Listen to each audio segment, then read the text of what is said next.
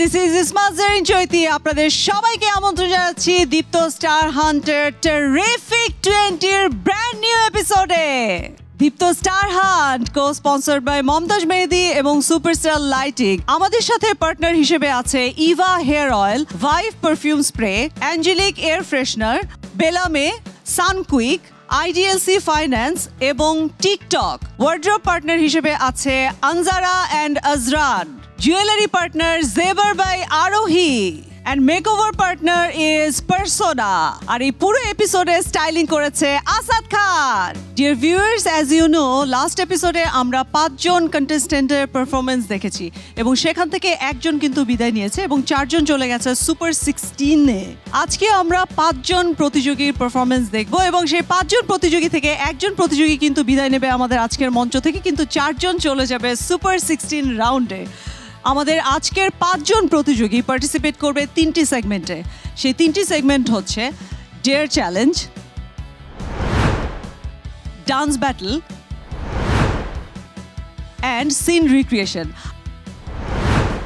আর এই 3টি সেগমেন্টের পারফরমেন্সের উপর ভিত্তি করে আমাদের জুরি প্যানেল দিয়ে দিবে তাদের রায় এবং সেই রায় থেকে 4 জন যাবে সুপারস্টার লাইটিং জোনে। সো ভিউয়ার্স, পারফরমেন্স শুরু করার আগে চলুন পরিচিত হয়ে নেই আমাদের জুরি প্যানেলের সাথে। So everyone, put your hands together for our all the জাজেস।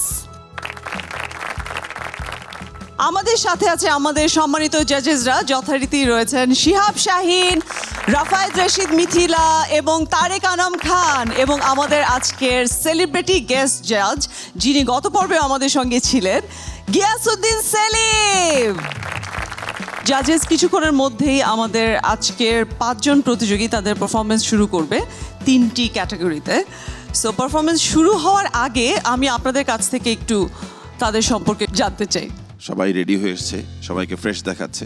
আশা করছি ভালো একটা এপিসোড দেখবো আমরা আজকে দেখতে চাই যে আমাদের আজকের পার্টিসিপেন্টরা কীরকম পারফর্ম করে। আমি তো খুবই এক্সাইটেড। আমি একটা কথা বলবো যে you guys are much improved. গত এপিসোডে আসার পরে পরবর্তীতে আসার লোভ সামলাতে পারিনি, কারণ ওই 5 জন থেকে সবাইকে হয়তো নিব না, এখান থেকে বেছে 2-1 জন চেঞ্জ করব। অনেক অনেক ধন্যবাদ জাজেস। তাহলে আমরা শুরু করছি আমাদের আজকের পারফরমেন্স। শুরু করতে পারি? দর্শক, শুরু করতে যাচ্ছি আমাদের first segment, and our first segment is dare challenge. আমরা প্রথমেই ডেকে নিচ্ছি সঞ্জিদাকে। আমার ডেয়ার চ্যালেঞ্জে আমার কাজটি ছিল আমি ইফতার বিক্রি করব। একজন ইফতার বিক্রেতা ছিলাম এবং আমার লোকেশনটা ছিল কারণ বাজার রেল স্টেশন। 200গুলো নোটগুলো একসাথে করতেছি। 110 ধর, এটা ধর, 110 এটা ধর, 10 টাকা আর 40 টাকা, 50 টাকা, 1050 টাকা। এগুলো তো বেচতে পারলে আরো আইতো।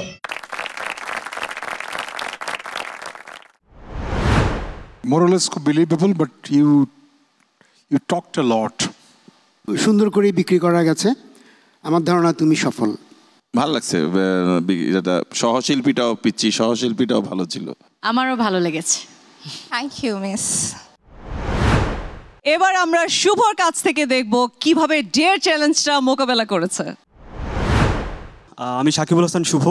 আমার ডেয়ারটা ছিল 3rd জেন্ডারের, আর এটা শ্যুট হয়েছিল রবীন্দ্র সরোবরে।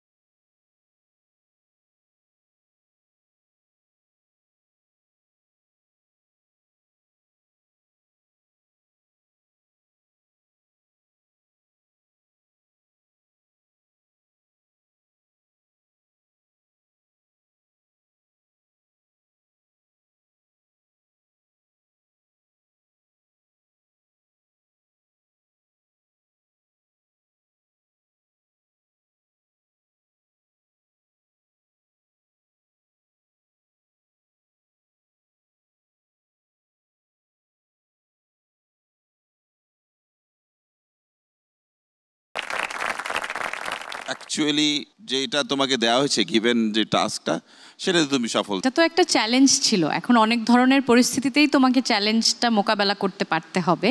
জানি না এই সমস্ত ক্যারেক্টার করার ভাবে কোথাও কি একটু যদি অন্য ছোঁয়া থাকে না আমাদেরকে স্পর্শ করে, সেগুলো বোধহয় আগামীতে একটু খেয়াল করলে ভালো হয়। কেমন খুবই সাটেল কিছু জেস্চার আছে, ওইটা মিসিং, কিন্তু ওইটা খুবই সুন্দরভাবেই তুমি তোমার কাজটা করতে পেরেছো। Our next contestant is Faria. Hello everyone, this is Sheikh Faria Hossain. আমার ক্যারেক্টারটা ছিল খুবই ইন্টারেস্টিং একটা ক্যারেক্টার, একজন বেলুন বিক্রেতার ক্যারেক্টার। এটা আমি করেছি বসুন্ধরা শপিং মলের সামনে।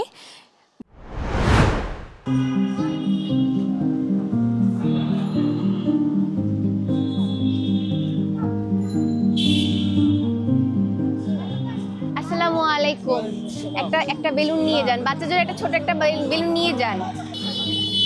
ভাই একটা বেলুন নিয়ে যান, একটা বেলুন নিয়ে যান। আপু একটা বেলুন নিয়ে যান। আসসালামু আলাইকুম, একটা বেলুন নিয়ে যান, একটা বেলুন নিয়ে যান। বাবুর জন্য একটা বেলুন নেন, একটা বেলুন নিয়ে যান বাবুর জন্য।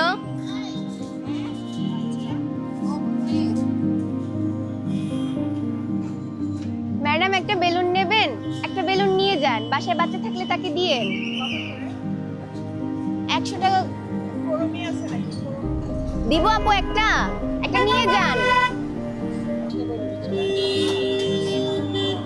বাবু একটা বেলুন নিবা, আঙ্কেল একটা বেলুন কিনে দেন মেয়েকে, একটা বেলুন নিয়ে যান। তোমার আপুরা কেউ একটা বেলুন নিয়ে যান, দেখেন সুন্দর সুন্দর বেলুন আছে, একটা নিয়ে যান। আপু বাবুকে একটা বেলুন কিনে দেন, দেখেন সুন্দর সুন্দর বেলুন আছে, যেটা পছন্দ হয়, অনেক রকমের বেলুন আছে, দেখেন রং বেরঙের। ভাইয়া আপুকে একটা বেলুন কিনে দেন, দেখেন সুন্দর সুন্দর বেলুন আছে, একটা বেলুন দেন, কিনে দেন। ভাই না, আর 10 টাকা, আর 10 টাকা আমি কিনি, আমার যা কেনা ভাই আমি তো সে অনুযায়ী চাই। আপু বাবুর জন্য একটা বেলুন লাগবে, একটা বেলুন নিয়ে যান, দেখেন সুন্দর সুন্দর বেলুন আছে।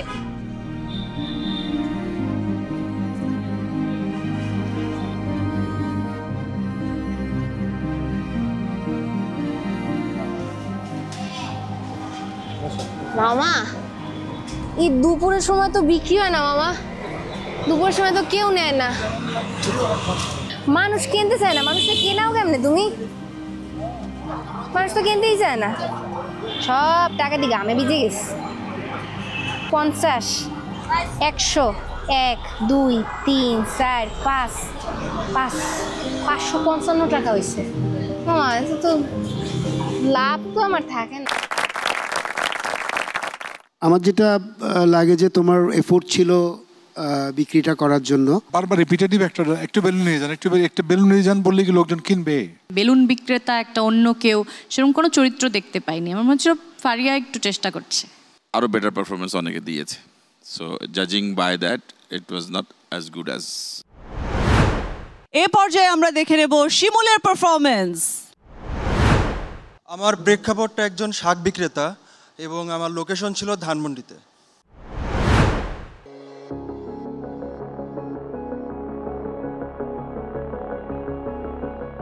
আপা শাক নিলেন? শাক আছে, তাজা শাক আছে আপা। আপা শাক লাগবে আপা? কলমি শাক আছে, পুদিনা পাতা আছে, কচু শাক আছে, ফুল আছে। ফুল 15 টাকা আটে আপা, নিয়ে যান। 15 টাকা আটে, তাজা ফুল, সকালে নিছি ভাই। শাক লাগবে? হ্যাঁ শাক আছে। শাক লাগবে কাকা? 30 টাকা। কয়টি দিমু? 4 আটি দিমু। সকালবেলা তুলছি বুঝছেন। 4, 15, 30 আর 30 দেন, 60 টাকা দেন। শাক আছে, তাজা শাক আছে, লাল শাক, কলমি শাক, পুঁই শাক, লাউ শাক আছে, কলমি শাক আছে, পুঁই শাক আছে, ডাঁটা শাক আছে। আবার শাক নিয়ে যান, 2 আটি শাক দিয়ে দেই। ডাঁটা 15 টাকা। 15 টাকা। বয়স্ক ডাঁটা? হ্যাঁ তো বয়স্ক ডাঁটা, বয়স্ক কচি ডাঁটাও তো আছে। এই যে কোনটা দিব? না ওইটা একটু দাম বেশি, সব পাই না তো বুঝছেন। অনেক কষ্ট করে পাটে শাক নিয়ে আসছি। দেন আপনি দেন না, অনেকদিন পরে আইছেন। ডাঁটা শাক, পুঁই শাক, লাল শাক, পালং শাক, ডাঁটা শাক, পুঁই শাক, লাল শাক, ডাঁটা শাক, পুঁই শাক, লাল শাক, করল শাক, ডাঁটা শাক। শাক লাগে শাক, শাক লাগে শাক, ডাঁটা শাক, পুঁই শাক, লাল শাক। শাক লাগে কি শাক দেবো? লাল শাক দেই। শাক টাকা লাগবে না জান। লাল শাক আছে, ডাঁটা শাক আছে, পালং শাক আছে, পুঁই শাক আছে। 15 টাকা আটে। একদম 30 টাকা, কম নেই।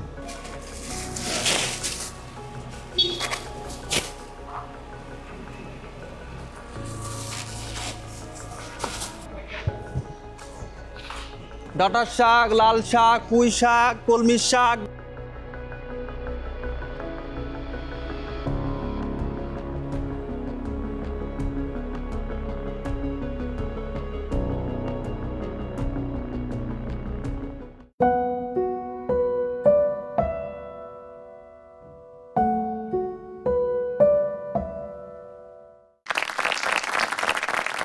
খুব বিলিভেবল মনে হয়েছে শাক বিক্রেতা হিসেবে, একদম সাধারণ লোক এরকম মনে হয়েছে।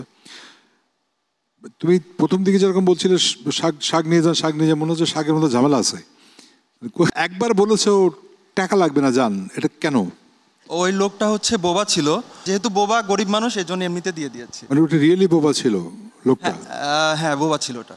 এ নিয়ে অল দ্য বেস্ট, দেখা যাক। Thank you so much. এইটা তুমি ভালো করেছো, তোমার একটা ফ্লেক্সিবিলিটি আছে বডিতে, এক্সপ্রেশনে। এবারে মঞ্চে আসছে ঐশী। ডেয়ার চ্যালেঞ্জে আমার ক্যারেক্টার ছিল একজন ফুল বিক্রেতার ক্যারেক্টার, এবং আমাদের শ্যুট হয়েছিল রবীন্দ্র সরোবরে। এটা কইলো গুণ তো পেশা কেনাই তো নাই রে এখন। গান টান করে ফুল বিক্রি করা আমার অনেক ভালো লেগেছে। আমারও, I also liked it very much. তুমি সারপ্রাইজ করে দিয়েছো। ঠিক আছে, ভালো লেগেছে। Thank you. আমার কাছে কনভিন্সিং মনে হয়নি। You try to act it out. দর্শক, এবারে সেই excited segment, yes, dance battle. Dance ব্যাটলে আমাদের প্রথম প্রতিযোগী ফারিয়া।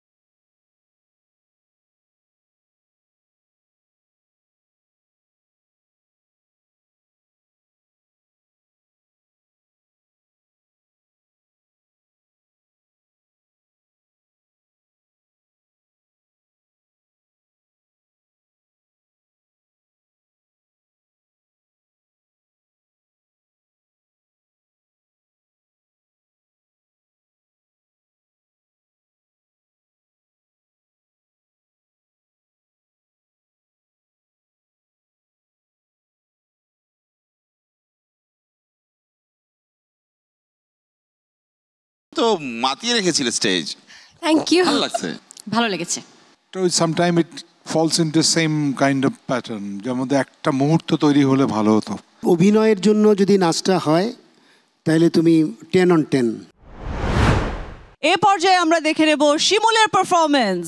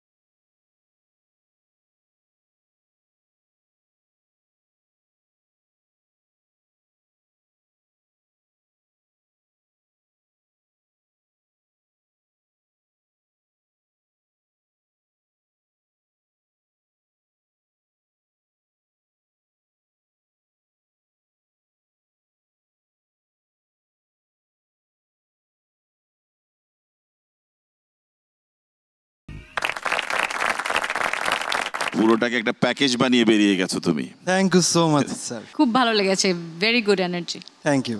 তুমি দেখতে অনেক সুন্দর, থ্যাংক ইউ, এবং ভালো পারফর্ম করেছো, তো দমটা বাড়াতে হবে।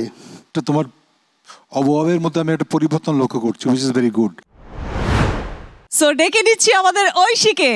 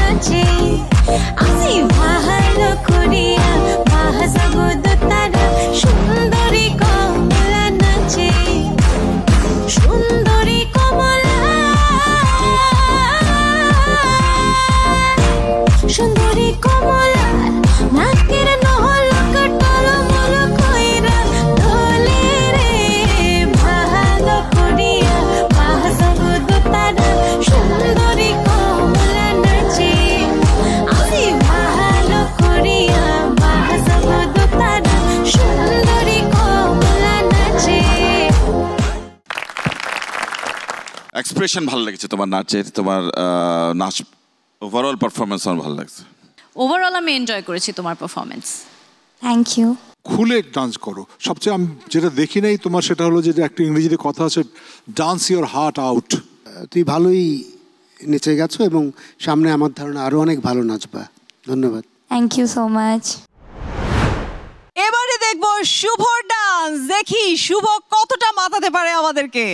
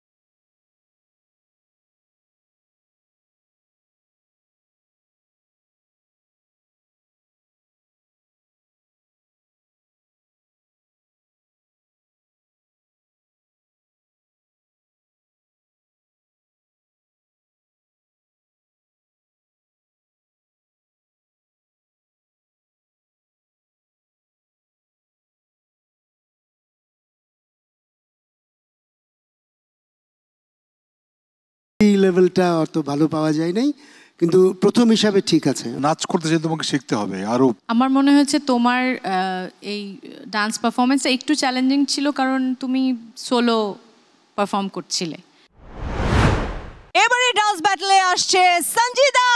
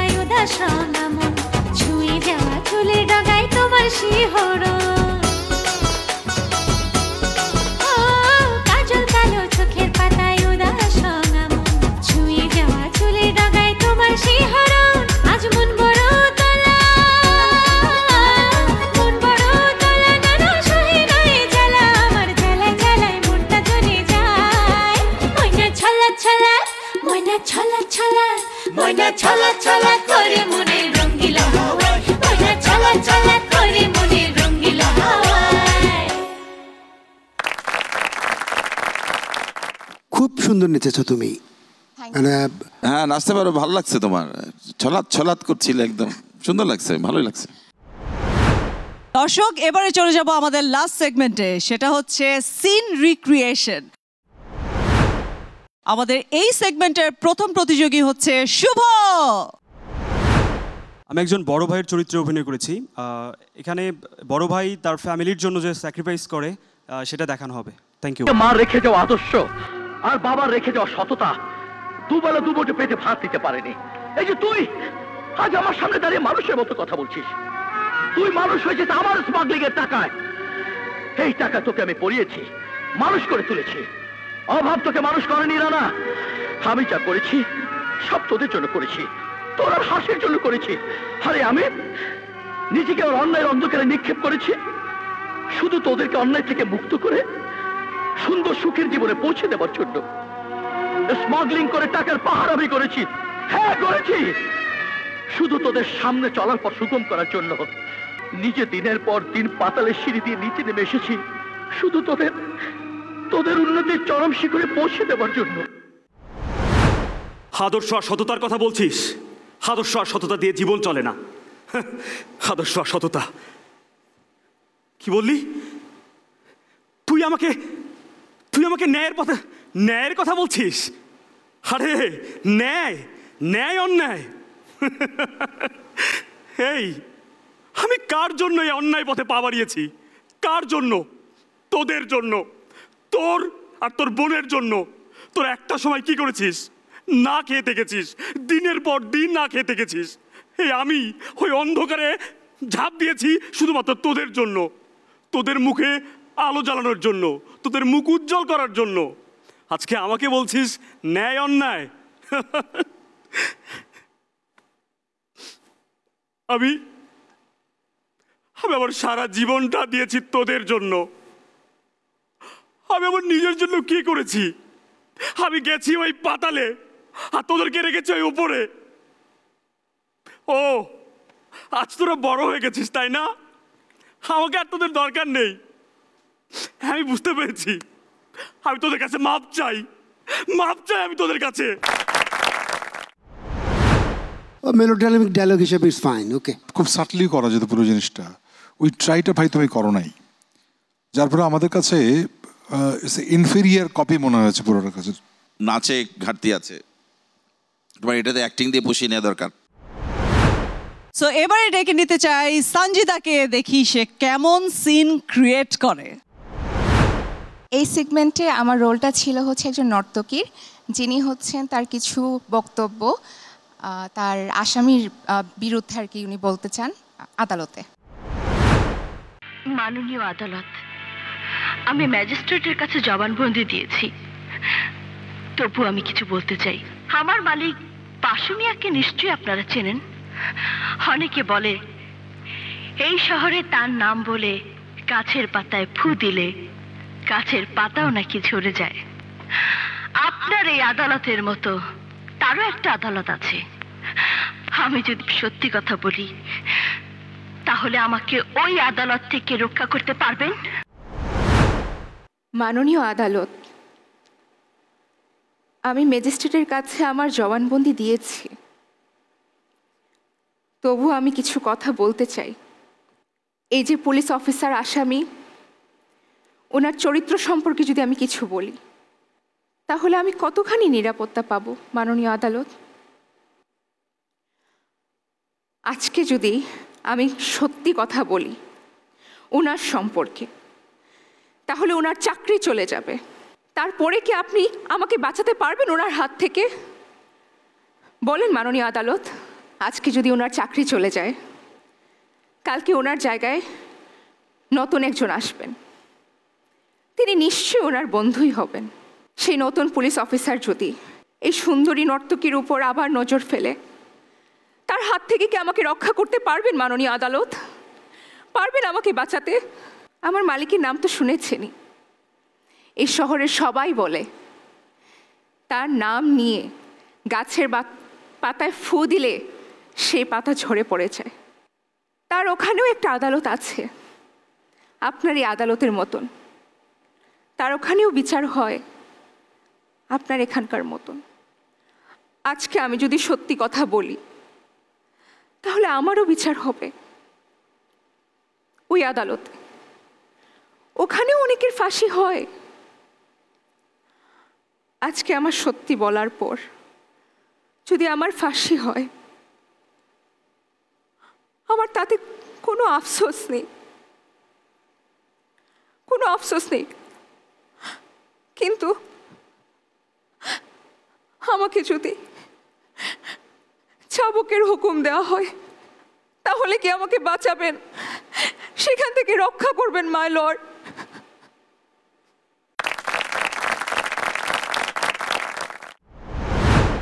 You did better than the actual one. অনেকের তুলনায় তোমার এই এই মানে রিক্রিয়েশন আর কপি যেটাই বলো সেটা বেশ খারাপ হয়নি, ভালোই হয়েছে। রিক্রিয়েট করবেন সেটা আজকের জন্য হতে হবে, নট এ ব্লাইন্ড কপি।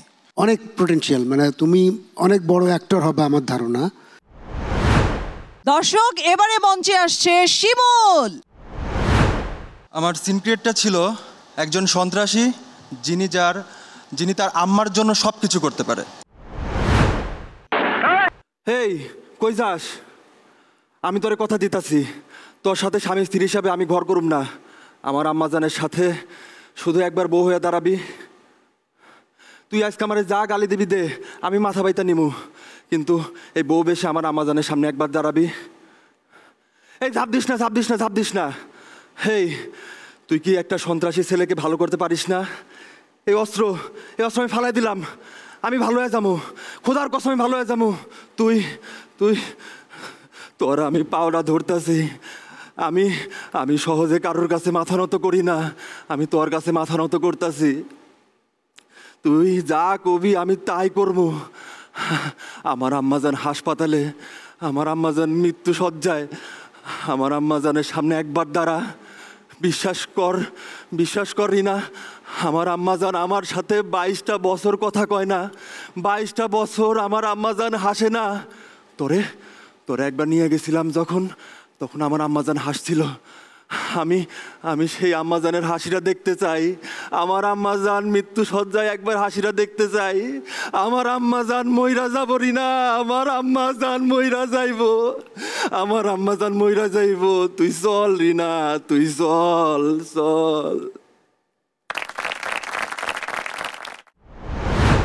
পুরোপুরি একদম পারফেক্টলি কপি করেছো, একদম হ্যান্ডস ডাউন।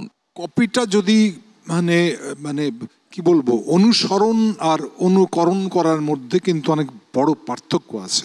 কেমন?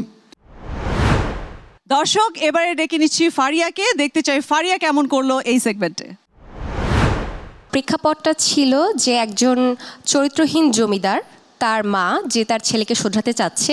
এক্ষেত্রে আমার ক্যারেক্টারটা ছিল যে আমি সেই জমিদারের মা, এবং আমি নিজের ছেলেকে শাস্তি স্বরূপ এবং তাকে ভালো পথে নিয়ে আসার জন্য নিজে একজন নর্তকীর রূপে আসলে ছেলের সামনে গিয়েছি।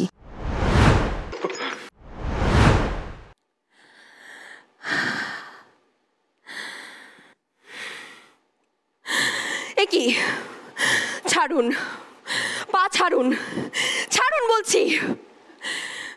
একজন জমিদার হয়ে পা ধরছেন? মা? কে মা?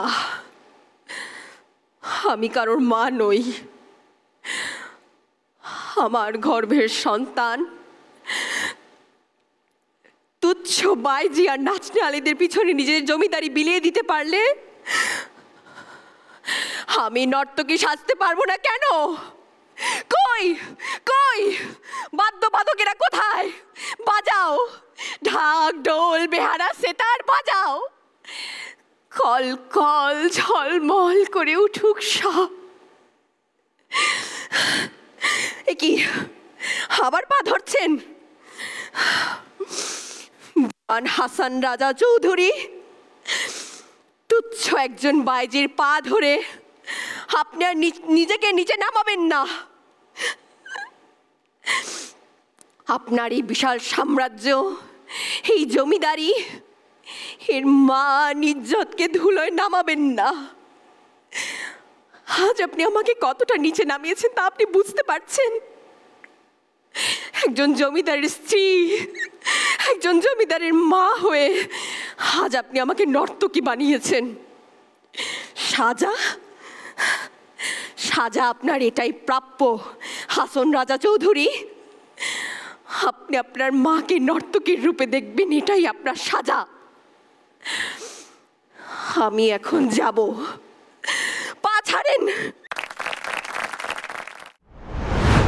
Very newer approach, not really replicating that thing, but তোমার emotional delivery was very correct. তুমি ট্রাই করেছো বেস্ট ইমিটেট করতে, এবং একটা বেটার ইমিটেশনই হয়েছে।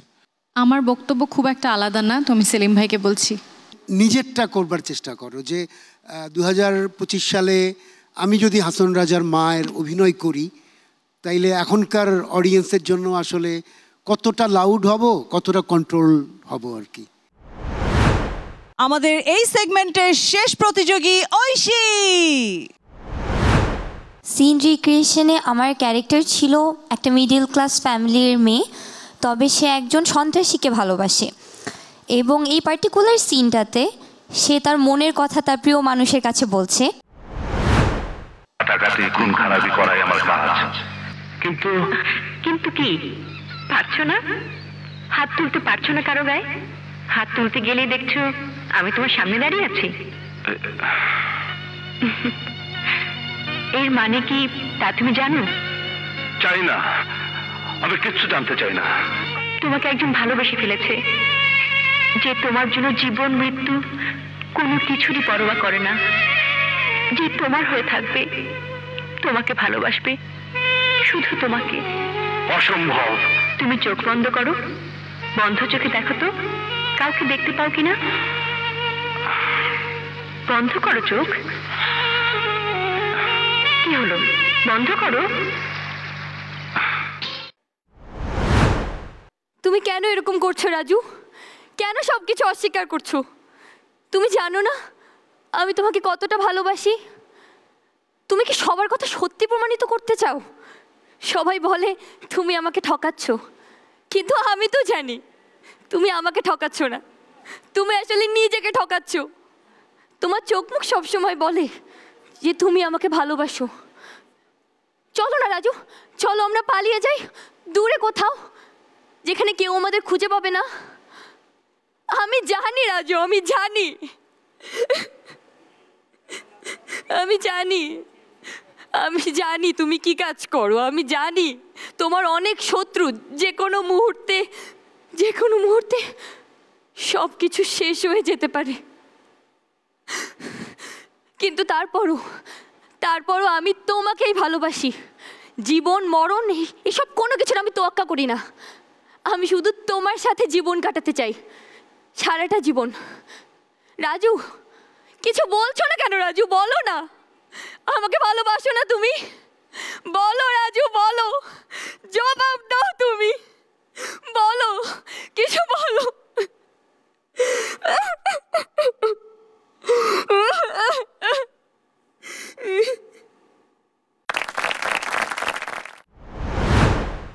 আমার কাছে খুব লাউড লেগেছে, খুব ওভার অ্যাক্টিং মনে হয়েছে। তুমি একটু মেলোড্রামাটিক লাইনে গেছো, একটু সেটা হয়তো কারো ভালো লাগবে, কারো ভালো লাগবে না। তো ওয়েল ট্রাই। এটা পিছনে থিঙ্কিংটা খুব প্রপার ছিল বলে আমার মনে হয়নি তোমার কাছে। তুমি ভাবোনি? খুব ডেডিকেটেডলি চেষ্টাটা করা উচিত সু অভিনয়ের জন্য। তো দর্শক, আমাদের 3টি সেগমেন্টের 3টি করে পারফরমেন্স কিন্তু শেষ হয়ে গেছে। আমাদের প্রতিযোগীরা মমতাজ মেহেদি ওয়েটিং জোন থেকে কিন্তু সুপারস্টার লাইটিং জোনে অপেক্ষা করছে। এবারে আসলে আমার সেই অপ্রিয় মুহূর্তটা, এখন হচ্ছে রেজাল্ট ঘোষণা করতে হবে। সো রেজাল্ট ঘোষণাটি আমি আসলে আমাদের সম্মানিত জুরির হাতেই তুলে দিতে চাই। সো গিয়াসউদ্দিন সেলিম, আপনার কি মনে হয় 5 জনের পারফরমেন্স তো দেখে ফেলেছেন, মানে এত ব্রিলিয়ান্ট পারফরমেন্স ওদের 5 জনেরই বলবো যে আমি এতটা আশা করিনি, এবং এরাই আসলে আমার ধারণা যে সামনের ভবিষ্যৎ হবে আমাদের। কারণ খুব শুরুতেই ওরা ওদের ঝলক দেখাচ্ছে দেখা যাক সামনে কি হয়। বাহ, চমৎকার। কঠিন লড়াই করতে হবে আসলে সবাইকে। সো এবারে রেজাল্ট ঘোষণার পালা, তোমরা চলে এসো আমার কাছে।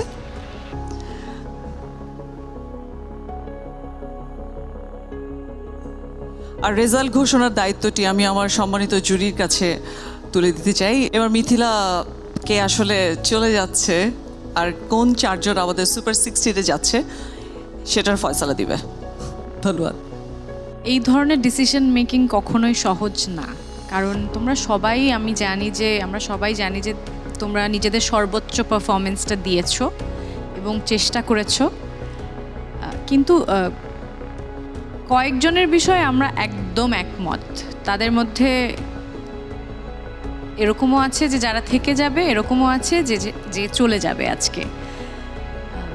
কিন্তু সেটা নিয়ে যে চলে যাচ্ছ তার মন খারাপের কিছু নেই, আর যারা থাকছো তাদের জন্য আরও বড় চ্যালেঞ্জ সামনে আসবে।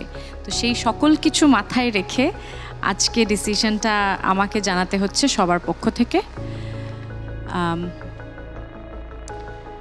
সেফ জোনে যাচ্ছে, যেটাকে বলে সুপারস্টার লাইটিং জোনে যাচ্ছে সানজিদা।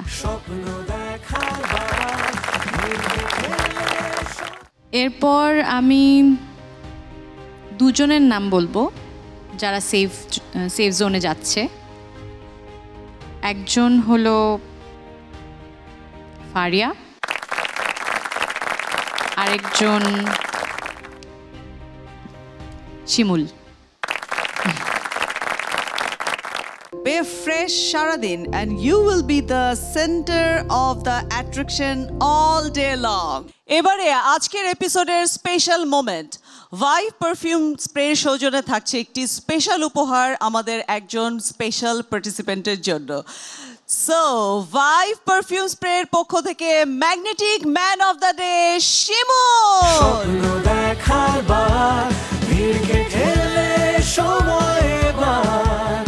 সামনে দাঁড়াবার খুঁজছে তোমায়।